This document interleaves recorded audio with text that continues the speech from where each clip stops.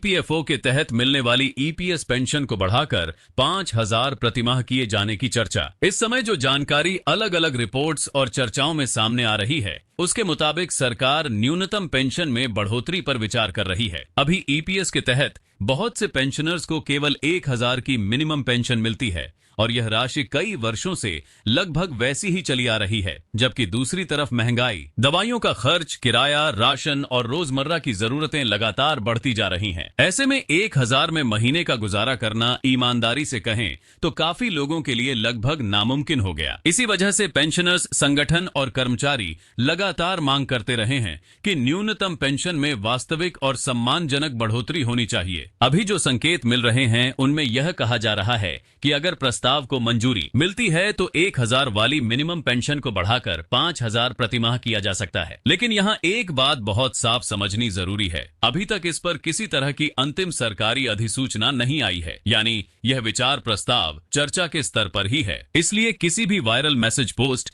या किसी भी अनऑफिशियल दावे पर आंख बंद करके भरोसा करने की गलती मत कीजिएगा। अब सवाल यह है कि अगर यह बदलाव होता है तो इसका फायदा किसे मिल सकता है। चर्चा के मुताबिक इसका दायरा उन कर्मचारियों तक हो सकता है जो ईपीएफओ में रजिस्टर्ड हैं, ईपीएस के तहत आते हैं और जिन्होंने जरूरी न्यूनतम सेवा अवधि पूरी की है, यानी सामान्य तौर पर कम से कम 10 साल की सर्विस का नियम। साथ ही ऐसे रिटायर्ड कर्मचारी जो इस वक्त न्यूनतम पेंशन की श्रेणी में आते हैं, उन्हें सबसे बड़ा राहत पैकेज मिल सकता है, क्योंकि 1,000 से 5,000 का जंप सीधे सीधे जीवन स्तर पर असर डालता है, खासकर उन बुजुर्गों के लिए जिनकी कोई दूसरी नियमित आय नहीं है। लेकिन यहाँ एक और बात भी समझिए, पेंशन बढ़ना सिर्फ एक घोषणा भर नहीं होता, इसके पीछे फंडिंग, बजट, नियमों में बदलाव, एक्चुअल कैलकुलेशन और प्रशासनिक तैयारी जैसी कई चीजें होती है। इसलिए अक्सर सरकारें इसे एक ही दिन में लागू नहीं कर देती। कई बार यह चरणबद्ध तरीके से होता है, या किसी विशेष तारीख से लागू होता है,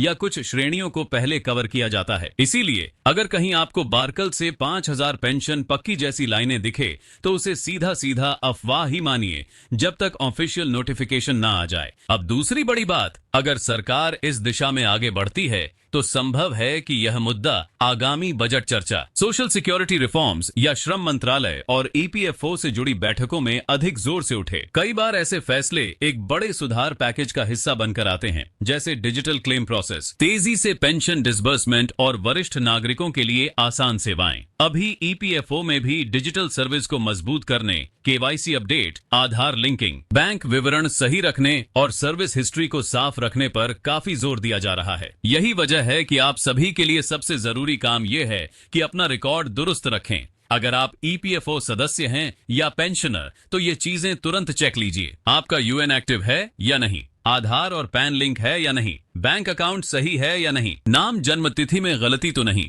और सर्विस रिकॉर्ड में कोई गैप या मिसमैच तो नहीं दिख रहा। क्योंकि जब भी कोई नई स्कीम या नया कैलकुलेशन लागू होता है, सबसे पहले दिक्कत उन्हीं को आती है जिनके रिकॉर्ड में त्रुटि होती है। बाद में वही लोग महीनों ऑफिस के चक्कर काटते हैं। इसलिए पहले से सावधानी बेहतर है। अब आते हैं दूसरी ब्रेकिंग चर्चा पर, जिसे लेकर ईपीएस 95 पेंशनर्स के बीच काफी हलचल है। सुप्रीम कोर्ट के रुख, टिप्पणियों, निर्देशों से ईपीएस 95 पेंशनर्स को राहत मिलने की बात कही जा रही है। यहाँ भी आपको बहुत सतर्क रहना है, क्योंकि सोशल मीडिया पर सुप्रीम कोर्ट के नाम से बहुत सी बातें बढ़ा चढ़ाकर फैलाई जाती है। वास्तविकता यह है कि अदालतें कई बार किसी मामले में महत्वपूर्ण टिप्पणियां करती हैं, प्रक्रियागत दिशा निर्देश देती हैं या किसी पुराने नियम की व्याख्या स्पष्ट करती हैं, और उसी को लोग फाइनल फैसला कहकर वायरल कर देते हैं। इसलिए सुप्रीम कोर्ट से जुड़ी किसी भी खबर में सबसे पहले यह देखना जरूरी है कि आदेश क्या है, किस तारीख का है और उसमें वास्तव में कहा क्या गया है। फिर भी जो बात इस पूरे घटनाक्रम में सबसे महत्वपूर्ण कही जा रही है वह यह कि अदालत ने पेंशन को कृपा की तरह नहीं, बल्कि कर्मचारियों के योगदान और सेवा के बदले का अधिकार मानने की दिशा में जोर दिया है। इसका मतलब यह है कि पेंशन सिर्फ एक स्कीम का लाभ नहीं, बल्कि वह राशि है जो कर्मचारी ने अपनी नौकरी के वर्षों में योगदान देकर अर्जित की है। इसी सोच से जुड़ा एक बड़ा मुद्दा उठता है अलग अलग तारीखों पर रिटायर हुए कर्मचारियों के साथ अलग अलग व्यवहार और कैलकुलेशन पद्धति में असमानता। यही असमानता ईपीएस 95 पेंशनर्स के बीच लंबे समय से विवाद की वजह बनी रही है। बहुत से पेंशनर्स का कहना रहा है कि उन्होंने सालों तक योगदान दिया, लेकिन पेंशन राशि उनके काम और सर्विस के हिसाब से बहुत कम बनती है। कुछ मामलों में नियमों की व्याख्या अलग तरीके से की गई, कहीं वेतन सीमा, कहीं योगदान सीमा, और कहीं फॉर्म भरने की समय सीमा के कारण पेंशनर्स को नुकसान हुआ। ऐसे में सुप्रीम कोर्ट की ओर से यदि किसी बिंदु पर स्पष्टता आती है तो वह सिर्फ आज के पेंशनर्स के लिए नहीं बल्कि भविष्य में रिटायर होने वाले कर्मचारियों के लिए भी मिसाल बन सकती है। अब यह भी कहा जा रहा है कि संभावित राहत का फायदा सभी को एक जैसा नहीं मिलेगा और यह बात लॉजिक के हिसाब से भी समझ में आती है, क्योंकि ईपीएस की पेंशन गणना सेवा अवधि और योगदान पर टिकी होती है। एक व्यक्ति ने 10 से 12 साल सेवा दी और दूसरे ने 25 से 30 साल, दोनों को समान बढ़ोतरी देना कई बार फंड स्ट्रक्चर और नियमों के अनुसार संभव नहीं होता। इसलिए विशेषज्ञों की राय में पेंशनर्स को श्रेणियों में बांटा जा सकता है। कम सेवा अवधि वालों को सीमित राहत और लंबे समय तक योगदान देने वालों को अपेक्षाकृत अधिक लाभ। यह संभावना अंतिम नियम नहीं, लेकिन अगर कोई नया ढांचा बनता है तो ऐसा पैटर्न देखने को मिल सकता है। एक और बेहद अहम हिस्सा है हायर पेंशन यानी उच्च पेंशन का विकल्प। जिन कर्मचारियों ने अपने कार्यकाल में उच्च पेंशन का विकल्प चुना था, उनके लिए किसी भी कोर्ट निर्देश या स्पष्टीकरण का असर ज्यादा बड़ा हो सकता है, क्योंकि ऐसे मामलों में पेंशन की गणना केवल न्यूनतम सीमा पर नहीं बल्कि अंतिम वेतन योगदान के अनुपात पर आधारित हो सकती है। यहाँ अक्सर विवाद ये होता है कि किसका योगदान सही गिना गया, किसका रिकॉर्ड अधूरा है, किसने समय पर विकल्प चुना या नहीं, और किन दस्तावेजों को वैध माना जाएगा। इसलिए अगर उच्च पेंशन से जुड़े मामलों में प्रक्रिया आगे बढ़ती है तो ईपीएफओ रिकॉर्ड की दोबारा जांच, योगदान का सत्यापन और दस्तावेजों की स्क्रूटनी जैसे कदम उठाए जा सकते हैं। और यहीं से आता है तीसरा बड़ा सवाल,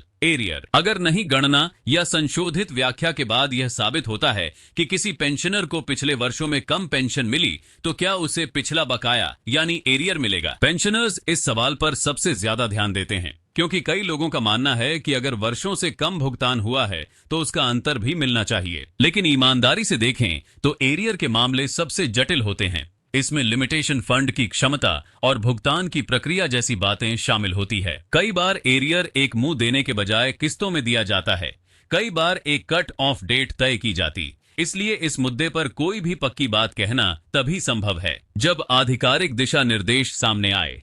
इस पूरी स्थिति में आपके लिए सही रणनीति क्या होनी चाहिए? सबसे पहले, अफवाहों से दूरी। अगर कोई कहे कल से पेंशन डबल या सुप्रीम कोर्ट ने 5,000 फिक्स कर दी, तो उससे पहले आप ऑफिशियल सोर्स पर जाएं। दूसरा, अपने दस्तावेज तैयार रखें। सर्विस बुक, सर्विस हिस्ट्री, वेतन पर्चियां, पीएफ योगदान का record, pension payment order, bank statement और ईपीएफओ से जुड़े पत्र, यह सभी चीजें सुरक्षित रखें। तीसरा, अगर आपके रिकॉर्ड में नाम, जन्मतिथि या बैंक डिटेल्स का मिसमैच है तो उसे अभी ठीक कराएं, क्योंकि जब भी कोई वेरिफिकेशन ड्राइव या रिकैलकुलेशन होता है, छोटी सी गलती भी बड़ी परेशानी बन जाती है। अब एक जरूरी बात उन लोगों के लिए जो इस वीडियो को सुन रहे हैं और अभी नौकरी में हैं। कई लोग सोचते हैं रिटायरमेंट तो बहुत दूर है, अभी क्यों टेंशन ले। यही सोच बाद में नुकसान करवाती है। अगर आप अभी सर्विस में हैं तो समय रहते अपना यूएन, केवाईसी और सर्विस रिकॉर्ड सही रखिए। जब आप रिटायर होंगे तब आपके पास भागदौड़ करने का समय और ऊर्जा दोनों कम होंगे। इसलिए अभी से सही आधार बनाना ही समझदारी है। और जो लोग पहले से पेंशन ले रहे हैं, उनके लिए एक सीधी सलाह, किसी भी अनजान व्यक्ति के कॉल, मैसेज या लिंक पर भरोसा मत करिए। पेंशन बढ़वाने के लिए फॉर्म भरिए, ओटीपी बताइए जैसी बातें सीधे सीधे फ्रॉड है। ईपीएफओ या कोई भी सरकारी संस्था आपसे फोन पर ओटीपी नहीं मांगती। अगर किसी को आपके दस्तावेज चाहिए तो वह ऑफिशियल पोर्टल या कार्यालय प्रक्रिया के जरिए ही होगा। इसलिए सतर्क रहिए, क्योंकि पेंशनर्स को टारगेट करके ठगी के मामले बढ़ते जा रहे हैं। अब अगर हम पूरे विषय को एक लाइन में समेटे तो दो बड़े बिंदु हैं। पहला, मिनिमम पेंशन को 1,000 से 5,000 करने की चर्चा जरूर चल रही है, लेकिन अभी अंतिम पुष्टि बाकी है। दूसरा, सुप्रीम कोर्ट से जुड़े अपडेट्स में पेंशनर्स के अधिकारों पर जोर दिख रहा है, मगर वास्तविक लाभ कैलकुलेशन और एरियर जैसी बातें तभी तय होंगी जब स्पष्ट आदेश नोटिफिकेशन सामने आएंगे। इसलिए अपने लाभ की उम्मीद रखिए, लेकिन अति उत्साह में गलत जानकारी पर भरोसा करके नुकसान मत करिए। अगर आपको ऐसे ही पेंशन और ईपीएफओ से जुड़े तथ्यात्मक अपडेट्स चाहिए तो वीडियो को लाइक करिए, और अगर आप पहली बार सुन रहे हैं तो एक बार सब्सक्राइब भी कर दीजिए, ताकि आगे आने वाली हर जरूरी जानकारी आप तक समय पर पहुंच सके। और हाँ, कमेंट में यह जरूर लिखिए कि आप ईपीएस पेंशनर हैं या ईपीएफओ में एक्टिव मेंबर हैं, और आपकी सबसे बड़ी समस्या क्या है। कम pension, record mismatch, higher pension विकल्प या क्लेम में देरी।